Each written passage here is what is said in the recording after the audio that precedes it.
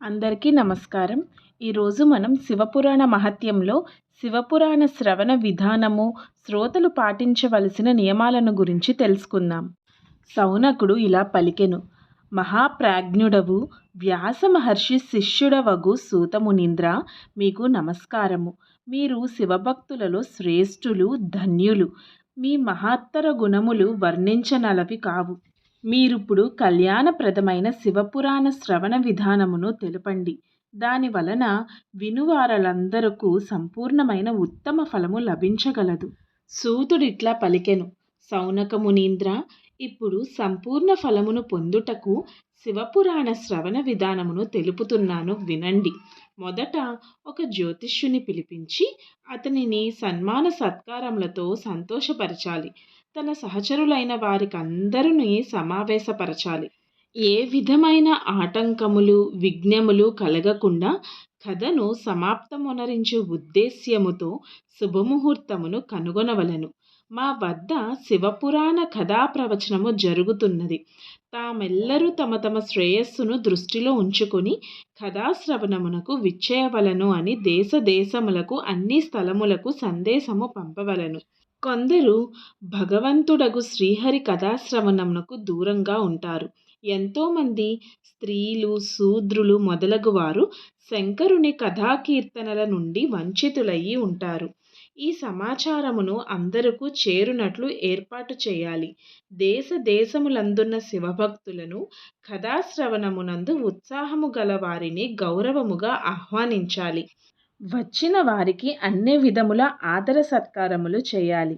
శివమందిరమునందు గాని, తీర్థస్థలమునందు గాని, వనప్రదేశమునందు గాని, గృహమునందు గాని కథను వినుటకు తగిన స్థలమును నిర్మించుకోవాలి. అరటి స్తంభములతో అలంకరింపబడిన ఉన్నతమైన కథామండపమును నిర్మించుకోవాలి. దానికి అన్ని వైపులా ఫలపుష్పాదులతో సుందరమైన ఛత్రము అలంకరింపవలెను.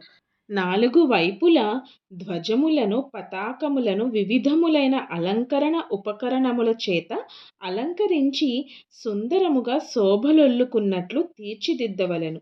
భగవంతుడగు పరమశివుని ఎడల పరమ భక్తిని కలిగి ఉండవలెను. అదియే అన్ని విధముల ఆనందదాయకమైన విధానం. పరమాత్ముడు భగవంతుడగు శంకరునకు దివ్య ఆసనమును నిర్మించాలి. కథా ప్రవచనముకు కూడా ఒక దివ్య ఆసనమును తయారు చేయాలి. అది వాచకునకు సుఖమును చేకూర్చునదిగా, అనుకూలముగా ఉండాలి. మునీంద్ర, నియమపూర్వకంగా కథను వినడి శ్రోతలకు కూడా వీలైనంత వరకు ఆసీనులగుటకు అనువైన సుందర స్థలములను సమకూర్చాలి. ఇతరులకు మామూలు ఆసనములు సిద్ధము చేయాలి. ప్రవాచకుని ముఖ నిసృతమైన వాక్కు దేహదారులకు కామధేనువ వలె అభీష్ట ఫలప్రదాయిని అవుతుంది. పురాణమును తెలిసిన విద్వాంసుడగు పౌరాణికుని ఎడల ఎట్టి నీచబుద్ధిని ఎప్పటికీ ప్రదర్శింపరాదు. ప్రపంచమునందు జన్మచేత, గుణముల చేత ఎంతోమంది గురువులగుతున్నారు. కానీ వారందరిలో పురాణములను తెలిసిన విద్వాంసుడే పరమ గురువుగా భావించాలి. పురాణమును తెలిసిన ప్రవక్త పవిత్రుడు, సమర్థుడు, శాంతుడు, ఈర్ష్యను జయించినవాడు, సాధువు, దయాళువు అయి ఉండవలెను. ప్రవచనమునందు నేర్పరి అయిన విద్వాంసుడు ఈ పుణ్యప్రదమైన కథను చెప్పవలెను. సూర్యోదయారంభము మొదలుకొని 3:30 జాముల వరకు నిర్మల చిత్తుడగు విద్వాంసుడు శివపురాణ గాథను సముచిత రీతిలో ప్రవచింపవలెను. మధ్యాహ్న సమయమునందు 2 ఘడియల వరకు కథకు విరామము నొసగవలెను. దాని వలన కథాకీర్తనముల నుండి విరామము పొంది శ్రోతలు కాలోచిత కృత్యములు తీర్చుకొనగలరు. కథా ప్రారంభమునకు 1 దినము ముందు క్షురకర్మ చేయించుకొనవలెను. కథా ప్రవచనము జరుగు దినములలో ప్రాతఃకాలము చేసుకొనవలసిన నిత్య కర్మలన్నీ సంక్షిప్తముగా ముగించుకొనవలెను. వక్త తనకు సహాయపడుటకు తన వంటి ఒక విద్వాంసుని తన వద్ద ఉంచుకోవాలి. అతడు కూడా శ్రోతల సందేహములను నివృత్తి చేయుటకు సమర్థుడై ఉండాలి. శ్రోతలకు అర్థమగునట్లు చెప్పుటయందు నేర్పరి అయి ఉండాలి. కథ యందు కలుగు విఘ్నములను నివారించుటకు విఘ్నేశ్వరుని పూజించాలి. కథకు స్వామి భగవంతుడగు శివుని విశేషముగా శివపురాణ గ్రంథమును భక్తిభావముతో పూజించాలి. తదనంతరము ఉత్తమ బుద్ధిగల శ్రోతలు పరిశుద్ధ శరీర మనస్కులై ప్రసన్న చిత్తులై ఆదరపూర్వకముగా శివపురాణ గాథను వినాలి. నానా విధములగు కర్మలలో పరిభ్రమించునట్టి కామ క్రోధాది షడ్వికార యుక్తులైనట్టి స్త్రీయందు ఆసక్తులైనట్టి పాషండభరితములైన వచనములను పలుకునట్టి వక్త గాని శ్రోత గాని పుణ్య సంపాదనకు అర్హులు కాబోరు. ఇహలోక చింతలను వీడి ధనము గృహము పుత్రాదుల చింతనలను వదిలి కథయందే మనస్సును లగ్నము చేయు విశుద్ధ బుద్ధియుక్తులైన పురుషులకు ఉత్తమ ఫలప్రాప్తి కలుగుతుంది. శ్రద్ధా భక్తులతో కూడి ఇతర కార్యములందు మనస్సును లగ్నము కానీయక మౌనముగను పవిత్రముగను ఉద్వేగరహితముగను ఉన్న శ్రోతలు మాత్రమే పుణ్యభాగులగుదురు. సూతుడిట్లా పలికెను. సౌనక, శివపురాణమును విను వ్రతధారులు అనుసరించవలసిన నియమములను తెలుపుతాను. భక్తి శ్రద్ధలతో వినుము. నియమపూర్వకముగా శ్రేష్టమైన ఈ కథను వినుట వలన ఏ విధమైన విఘ్నములు ఆటంకములు లేకుండా ఉత్తమ ఫలము ప్రాప్తమగును. దీక్షారహితులైన వారికి కథ విను అర్హత ఉండదు కనుక ఓ మునీంద్ర, కథను విను కోరిక గలవారందరూ మొదట వక్త నుండి దీక్షను గ్రహింపవలను. కథను నియమముతో వినువారు బ్రహ్మచర్యమును పాటించవలను. భూమి మీద శయనించవలను. ఆకులలో భుజింపవలను. కథ ముగియు వరకు అన్నమును తినరాదు. ఓపిక ఉన్న భక్తులు పురాణము ముగియు వరకు ఉపవాసము చేయవలను. శ్రద్ధతో భక్తిభావముతో మహోన్నత కథను వినాలి. ఈ కథావ్రతమును చేపట్టిన పురుషుడు ప్రతిదినము ఒకసారి మాత్రమే హవిష్యాన్నము భుజింపాలి. కథాశ్రవణ నియమములకు భంగము వాటిల్లకుండా ప్రవర్తించాలి. గరిష్టమైన అన్నమును, పప్పు దినుసులు, మాడిన అన్నము, రుచికి ప్రాధాన్యత నొసగు వాటిని, పాచిపోయిన భావదూషితమైన అన్నమును తిని దీక్షాపరుడగు శ్రోత ఎప్పుడునూ కథను వినరాదు. అట్టి పురుషుడు ఉల్లి, వెల్లుల్లి, ఇంగువ, గాజర మరియు మాదక పదార్థములను పరిత్యజించవలను. అంతేగాక కామ క్రోధాది షడ్వికారములను, బ్రాహ్మణులను, పతివ్రతలను, సత్పురుషులను ఎప్పుడునూ నిందింపరాదు. ప్రతిదినము సత్యము, శౌచము, దయాగుణము, మౌనము, సారళ్యము, వినయము, హార్దిక ఔదార్యము మొదలగు సద్గుణములను అలవర్చుకోవాలి. శ్రోత నిష్కాముడైనను సకాముడైనను నియమముతో కథను వినాలి. సకాముడు అభీష్ట కార్యసిద్ధిని పొందుతాడు. నిష్కాముడు మోక్షమును పొందుతాడు. దరిద్రుడు, క్షయరోగి, పాపి, భాగ్యహీనుడు, సంతానము లేనివాడు కూడా ఈ గాథను వినవలను.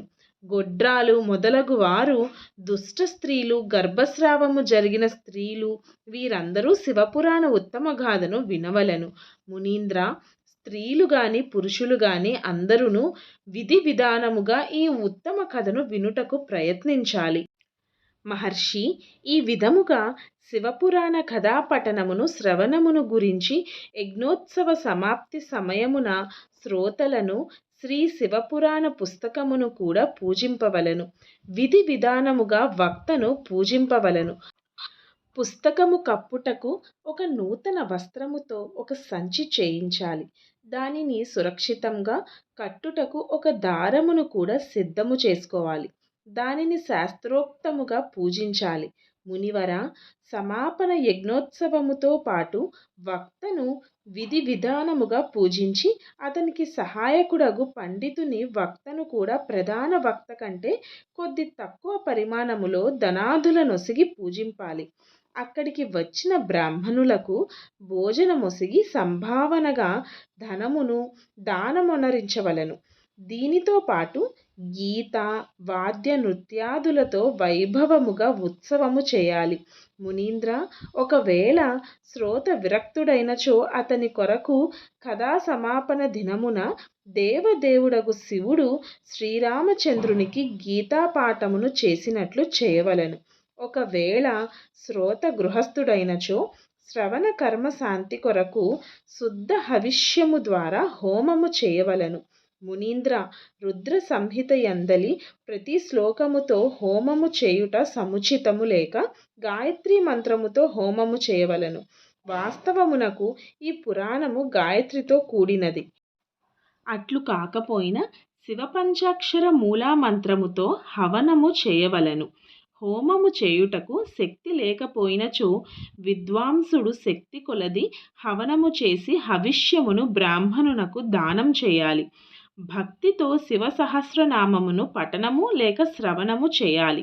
దీని వలన సకలము ఫలవంతమగును. దీనిలో సంశయము లేదు. దీనికంటే మించిన వస్తువేదియు ఈ 3 లోకములలో లేదు. కథాశ్రవణ సంబంధమైన వ్రతము యొక్క పరిపూర్ణ సిద్ధి కొరకు 11 మంది బ్రాహ్మణులకు మధువు అంటే తేనెతో కూడిన పాయసాన్నము పెట్టాలి. దక్షిణ లొసగవలెను. మునీంద్ర, శక్తి కలిగినచో 3 తులముల బంగారముతో ఒక సుందరమైన సింహాసనమును తయారు చేయించవలెను. సుందరమైన అక్షరములతో వ్రాయబడిన శివపురాణ గ్రంథమును విధిపూర్వకముగా ఆ సింహాసనము మీద ఉంచాలి.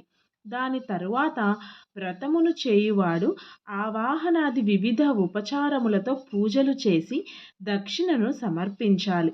అప్పుడు జితేంద్రియుడైన ఆచార్యుని వస్త్రభూషణ గంధాదులతో పూజించి దక్షిణలనొసిగి ఆ పుస్తకమును అతనికి సమర్పించాలి. బుద్ధిమంతుడు ఉత్తముడైన శ్రోత భగవంతుని ప్రసన్నుని చేసుకొనుటకు పుస్తకమును దానము చేయవలెను. సౌనక, ఈ పురాణమును దానము చేసిన ప్రభావము చేత మహాదేవుని అనుగ్రహమును పొంది ఆ పురుషుడు భవబంధముల నుండి ముక్తుడవుతాడు. ఈ విధముగా శాస్త్రోక్తమును పాటించి చేసినచో శ్రీ సంపన్నమైన శివపురాణము సంపూర్ణ ఫలమును, భోగానుభవములను, మోక్షమును ప్రసాదించును. మునీంద్ర, శివపురాణ మహత్యము సకల అభీష్ట ప్రదాయిని అగును. దానిని నేను నీకు వినిపిస్తాను. నీవింక ఏమి వినాలనుకుంటున్నావు? శ్రీ సంపన్నమైన శివపురాణము సకల పురాణముల యందు నుదుట తిలకము వంటిదని భావించాలి. ఇది భగవంతుడగు శంకరునకు అత్యంత ప్రియమైనది, రమణీయమైనది, భవరోగమును నివారించినది. ఈ జగత్తులో ఎల్లవేళలా శివుని ధ్యానించు వారిని, వాక్కు చేత ఆ స్వామి గుణములను స్థితించు వారిని, 2 చెవులతో ఆ ప్రభువు కథను వినువారి జన్మకు సాఫల్యము చేకూర్చును. అట్టివారు తప్పక సంసార సాగరమును తరించగలరు. సచ్చిదానంద స్వరూపుడైన ఆ చంద్రశేఖరుని వివిధ గుణ సముదాయమును ఎప్పుడునూ మనము స్పృశింపలేము. ఆ స్వామి తన మహిమతో జగత్తునకు లోపల బయట ప్రకాశించుచుండును. మనస్సు యొక్క అంతర బాహిరములందు వాక్కు మనోవృత్తుల రూపములో ఆ దేవే దేవుడు విరాజిల్లుతుండును. అట్టి అనంత ఆనంద ఘనస్వరూపుడగు పరమశివుని నేను ఆశ్రయించెదను. వచ్చే వీడియోలో మనం శ్రీ శివమహాపురాణములోని విద్వేశ్వర సంహిత 1వ అధ్యాయంలో ప్రయాగ యందలి మునీంద్రులు శీఘ్రముగా పాపములను నశింపజేయు సాధనలను గూర్చి సూత మహర్షి ప్రశ్నించడం గురించి తెలుసుకుందాం. నేను ఈ శివమహాపురాణమును ఎందుకు మొదలుపెట్టానంటే, నాతో పాటు ఇంకా ఆసక్తి గల వారందరూ తెలుసుకుంటారని ఈ సిరీస్ను స్టార్ట్ చేశాను. నా ఈ వీడియో మీకు నచ్చినట్టయితే లైక్ చేసి షేర్ చేయండి. మరిన్ని ఇలాంటి వీడియోల కోసం నా ఛానల్ను సబ్స్క్రైబ్ చేసి నన్ను ప్రోత్సహించండి. ధన్యవాదాలు.